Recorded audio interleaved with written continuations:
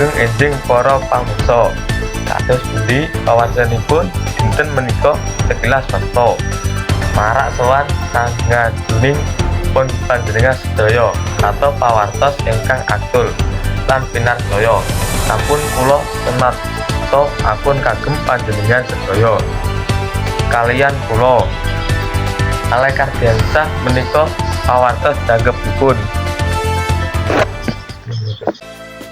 Ing Kabupaten Pati ana kirab bendera kang dawane saking 100 meter lan ambane 3 meter diaral saka Stadion Jaya Kusuma saking jam 1 awan nganti setengah sekawan sore. Mengerti dinten alun-alun Pati, acara kirab iki diadakake kanggo mengerti dinten kesaktian Pancasila 1 Oktober 2023 lan kanggo mbaktikake jiwa nasionalisme pemuda sak niki kang arep luntur.